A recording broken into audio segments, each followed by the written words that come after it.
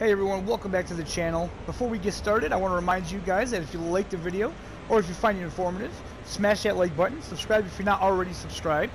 Don't be afraid to comment, and feel free to share my video. So let's get right into it, shall we?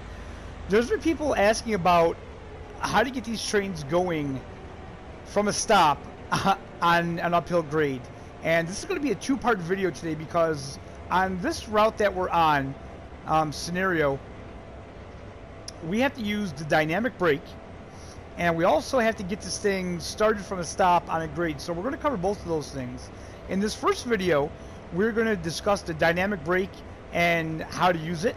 And the second video, which will be released a little later today, will be all about starting while stopped on a grade, and also how to set up the engines, the front engines and the rear engines. So what I have to do is I have to go all the way back here and stop because we need to get on this track. So I'm going to do that, and I'm going to catch back up with you guys when we start going downhill, and I'll show you how to use the dynamic brake.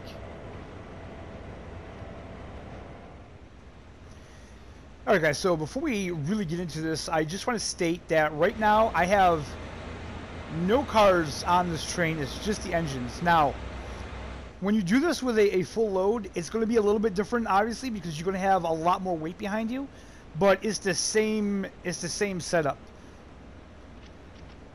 So let's see here. Let's just idle. And as you can see, we're going down to 1.2% grade, and we're still picking up speed.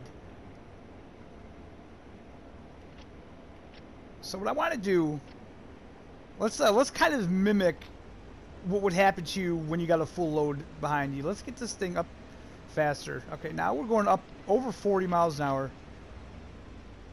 Now at a 1.2% downhill grade, if you had a bunch of cars behind you, if you had 7,000 tons, you're not going to be able to stop this with your brakes. Okay, so what you want to do is throttle off, and your dynamic brake you want to put in setup. Now if you look in the corner, it will start to build up. Let's see, why isn't it building? Is this off? That's off. Okay, so now it's built up. See, it says amp 68. It's like orange.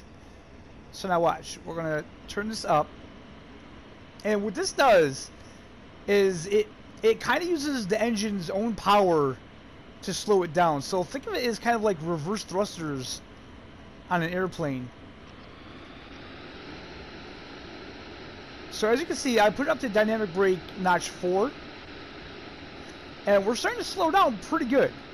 Now again guys, if you have a full load behind you, you're not going to slow down this quickly. So you don't want to get it going this fast. You don't want it getting this out of control, because it's going to be hard to stop. The more weight you have, the more difficult it's going to be to stop. So let's put that back to 2.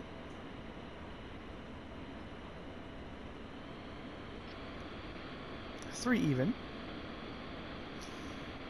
and essentially what you want to do is you want to be able to keep it to speed with the dynamic brake, and if you have to use your automatic brake just sparingly. Like literally, if you could just use this on like initial or like 20%, that's all you really need. So we're actually slowing down more, so I think we can pull this back one more notch.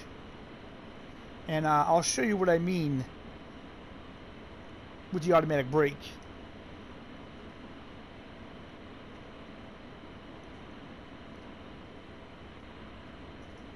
Alright, we're not speeding up too well.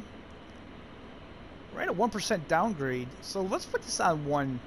We'll put this on 1 just so I can show you guys what I mean.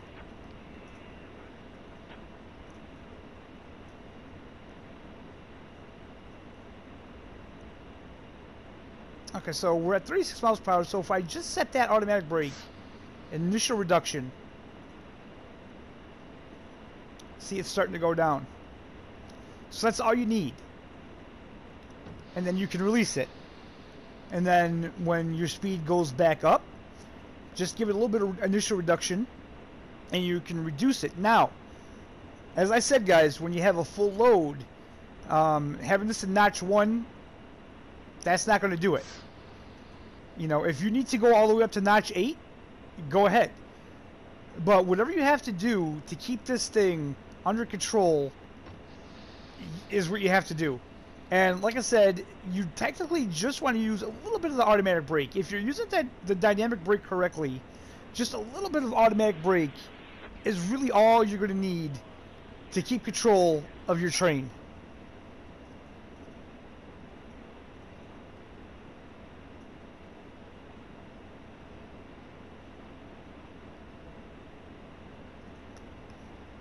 So as you can see, it slowly goes up. We just put on initial reduction. Then it goes back down. And we can release it.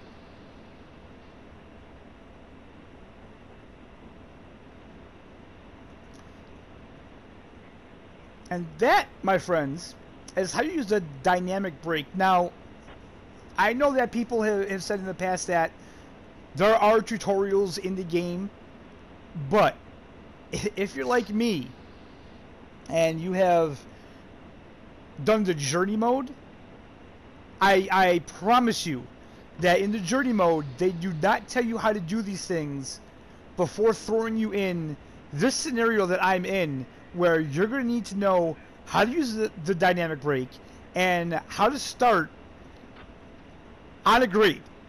They're going to have you stop on a uphill grade and make you get rolling again. And again, there are no tutorials prior to this that explain how to do these things. So I hope this helped you guys. If it did, like I said, don't forget to hit the like button, subscribe, all that good stuff. Thanks for watching, guys. Hope you're having a great day. And I really hope this helps someone. I really do. So we'll see you next time, where we're going to show you how to set up these engines and get the train moving on an uphill grade. Thanks for watching, everybody.